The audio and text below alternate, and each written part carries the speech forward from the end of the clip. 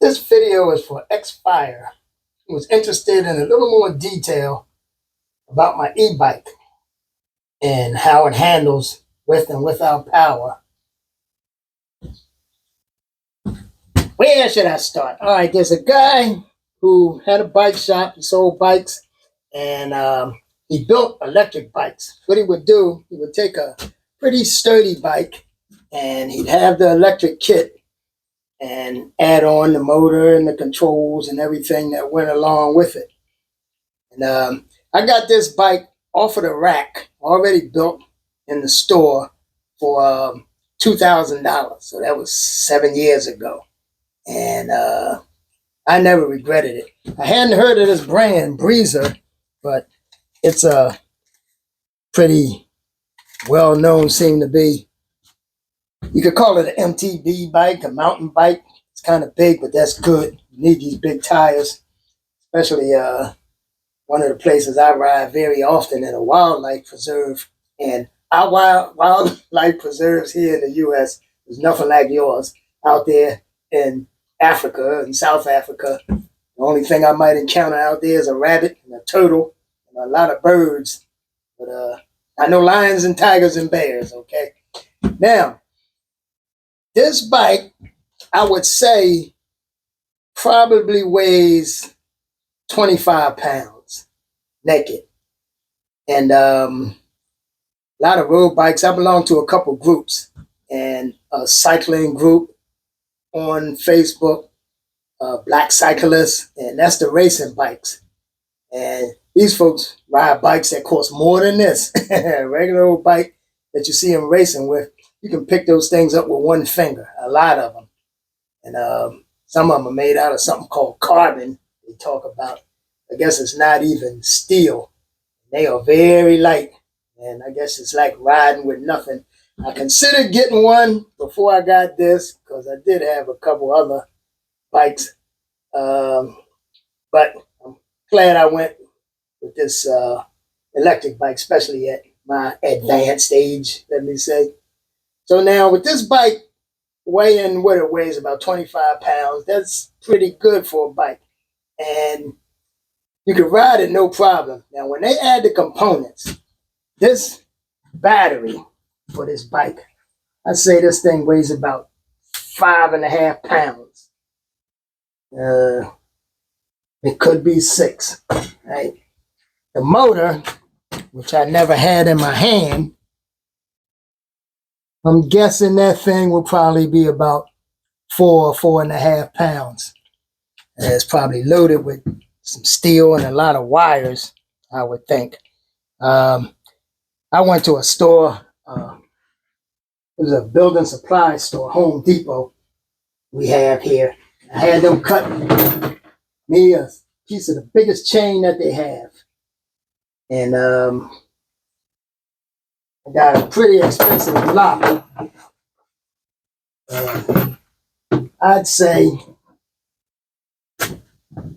that chain and the lock might weigh 4.5 pounds. So you see I'm adding 6 and 10 with the motor. Altogether adding about 15 pounds to the weight of this bike. Right? Now I have a trunk on the back of here, and I have a lot of stuff packed in there. That chain and the lock goes in there. And I have a pump in there, repair kits, a lot of stuff like that.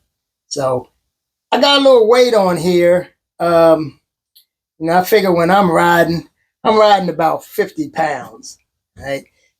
So one thing fellow was interested in, X-Fire, was how could I handle the bike if I didn't have battery power, right? This particular bike, I have taken off sometimes and going out for a ride somewhere, and I might get up to like a half a mile and say, boy, this bike's kind of sluggish, seems a little stiff, the pedaling and stuff. And I realized I had never turned the motor on. So I think you wanted to know about miles. It's according to your conditioning, you could ride this for miles without the motor power at all. Like I said, I'd get out there and I can go a half a mile and say, and this is on flat flat surface. And I say, why is this thing riding kind of stiff? And realized I had never turned the motor on. So I have 5 levels of assist, right? The 5 levels give you, like I ride on number 1 assist, right? Number 1 assist gives you about 20% of the motor. The motor's doing about 20% of the work, and the rest of it, I'm pedaling. I never went to 2, 3, or 4 to check them out ever. It's probably a great ride doing that. In all these years, I never went beyond number 1 assist with just that 20% power. Now, these things are regulated to cut off at 20 miles per hour. And when you get to 20 miles per hour, like the motor will cut out and you go to pedaling, but it propels you to about 22, 23 miles per hour by the time the motor cuts out. You're going a little faster than the 20 miles per hour that's regulated. Now, the battery I have is a 48 volt, 13.5 amp battery. And at the time, that was one of the biggest. They got batteries now that's 15 amp, 17 amp, and 52 volt. And the fastest I would ever want to go on this bike, I'd say, is 25 miles an hour. And I'm thinking about putting a 52 volt battery on here, my next one. And because I'm still rolling with the original battery, after all these years. But if I put a 52 volt battery on here and go to maybe 15 amps, that may give me that 25 miles an hour. It'll be a little heavier battery. And they just have more cells in them, more little rechargeable batteries inside of them. That may give me that 25 miles per hour. There's a lot of people out there in the street with these things, and they really don't know how to handle them. This thing will take off like a bucking horse, if you're not paying attention to it. And they're pretty strong. It's like a half a horsepower motor. It's a pretty strong motor. So I may go with the bigger battery and try that out. Trying to think of what other question he had about this. I know you can ride this particular one. Oh, what I wanted to talk about was these bikes that we see here in the U.S. They up and down my street all day, every day, delivering food for small restaurants. And they're all over New York, everywhere. But those bikes have some huge batteries on them. Huge batteries, and they big, heavy bikes. They weigh about 80 pounds, anywhere 70 to 90 pounds, according to what you have, what you're riding. And, they made to run around for a good portion of the day and just delivering food. And if the battery go out on one of them things, I wouldn't even think about trying to pedal one of those things. Just like I belong in another group on Facebook. It's called Electric 2.0. These are these little electric bikes that a lot of people buy for leisure. And a lot of, seem like older people are into it. They're having a lot of fun with them. Those bikes, they have little tires, little wheels on them. They might be about 15 inches. And they're small bikes, but the handlebars come up high and the seat come up high. So an adult can get on them and, ride these little things. But something like that, I wouldn't want to be pedaling something that little under no circumstance, really. But if the battery, died on one of those, I wouldn't want to be out there trying to pedal those little things. They even have them that fold in half. I see people put them in their cars and go somewhere and park and pull their bikes out of the back, out of the trunk or the hatch or whatever, jump on them things and go wherever they have to go. But that's pretty much it. You can build these yourself too. You can get the kits for about, I think they're like $800 now, and make your own electric bike. And what I have is called it's a central motor, right? Some of these bikes have a motor inside the rear hub. Your rear wheel has a big hub on it, and the motor is actually inside of there. But these are supposed to transfer the power better, and I think it's great. And I love it. I just love it. Like I say, I never had no complaints about this bike. I keep my seat up. I like when I ride, I like my legs to stretch all the way out while I'm pedaling. When I pedal down, I want my leg to be straight, and it's comfortable. I stretch out like that while I'm riding. So that's pretty much it, I think, for this bike. Um, everybody's getting them, and I think they are what's going to be around for the future, especially in the area I live in, which is a congested car area. And I said in my other video, I wish I didn't even have to have a car. But yeah, these bikes are great. And this one, I would say you can ride this without the motor working, if you had a problem. I even found out, I got tired of fixing flats. I had about 14 flats on this bike. Like I talk about this bridge I cross that I hate and always get a flat. The first flat I got was in the front tire. And this thing is nothing to get off and repair. And every other flat after that has been in the rear. I don't understand it. I say, how do my front tire pass these hazards? And I always get a flat in the rear tire, right? And I wondered if it's the weight, because you got the weight of my body, you got the weight of this bag and what's in it, all that weight pushing down on that rear tire. So maybe something I run over with the front tire, it doesn't go in the tire and it goes in this rear tire. And this thing, you really need 3 hands to get this tire off and mainly put it back together, put it back on after you repair a flat. I did find out an auto company that I had for a lot of years, getting close to 40 years, where they'll tell you if your car breaks down and all that. I found out they tow bikes. And I got a flat one time and I called them up and they got to me within 15, 20 minutes. And they came put this bike on a flatbed truck, just like they was loading the car up, and brought me to my house where I like to change, tires because I can put it on this stand and hang it up in the air, and do what I have to do instead of I've been on the side of the road, I've been in the grass, I've been everywhere fixing flats on this thing.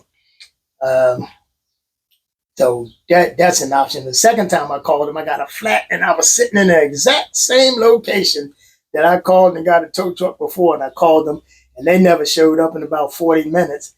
But when I realized, I saw this stuff oozed out of the tire, and I realized that particular inner tube that I had in the tire was a self-sealing inner tube. And the only thing that was in the tire was a staple. So that was kind of small. So when I took my pump out and pumped it up, it actually held until I rode the bike home. And that was a relief. But going beyond the bike, I never ride without a helmet, right? And mine's, I keep a nice big juicy mirror on it. This thing is wonderful. I can see everything all behind me in every direction, a wide span. And something else, I had just got some new tires and the inner tube and stuff this weekend, and I ordered another one of these lights. Right? These things are great. I do like to ride at night when I can. So I had one on my helmet, and these are rechargeable. I had a battery-powered light one time that you put batteries in, and I was somewhere at night and the batteries died. I didn't have no tail light, and I was real uncomfortable about that, riding around with no tail light.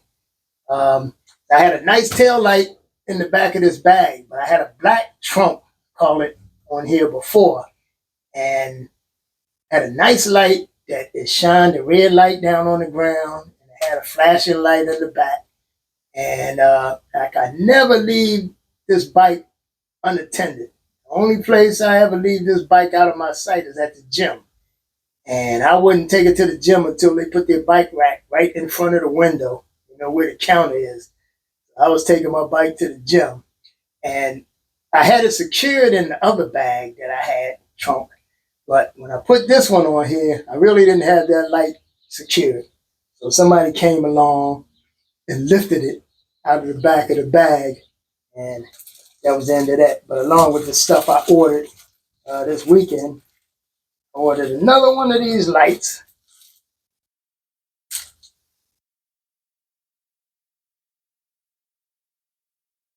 It's a red light and flash, and they can see you very well because I do like to ride at night. And I'm going to secure that up here, probably either in this little strap here, and take care of that. Because I do want to be seen at night. I have a number of lights around this bike, and they are pretty cool. And these here, I mean, a nice show. This turns all kind of different colors, but they put on a nice show at night. But they are really so that I can be seen. Cars can see me out there in the dark and see me coming from a long ways away.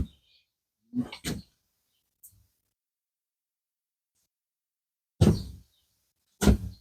have a light here on the front that goes through a few modes.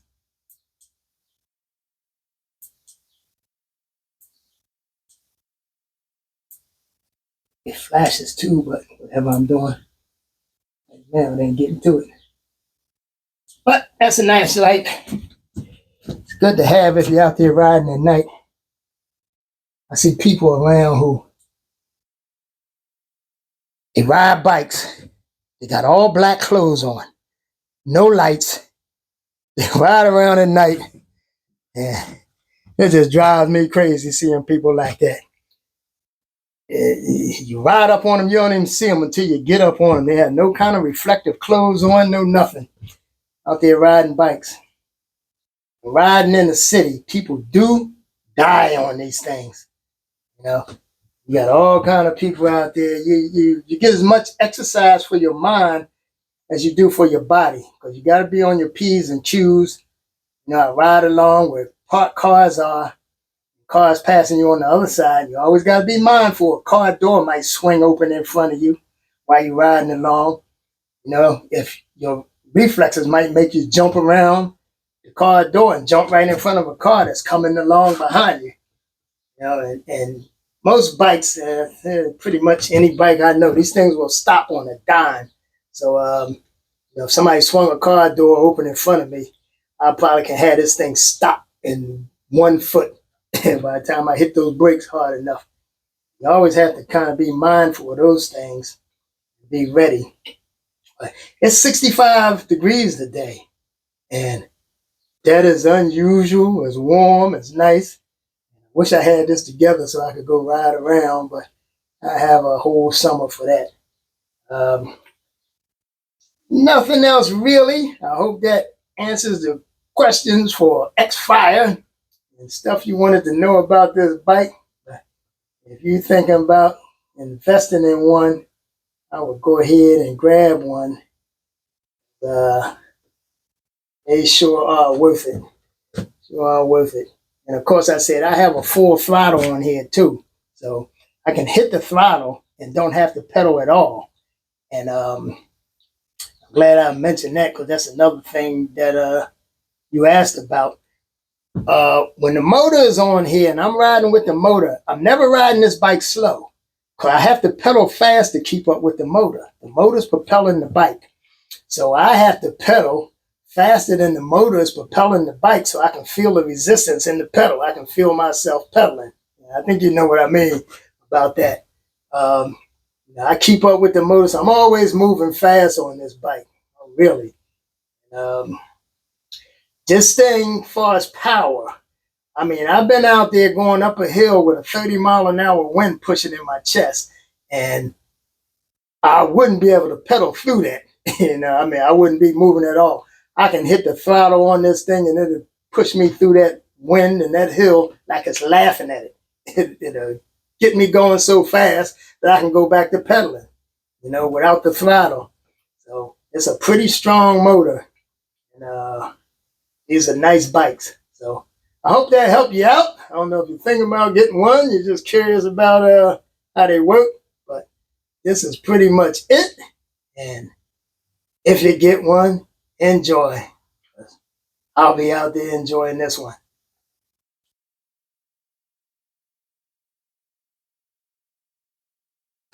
Another thing. What time is it? Check them out. All right.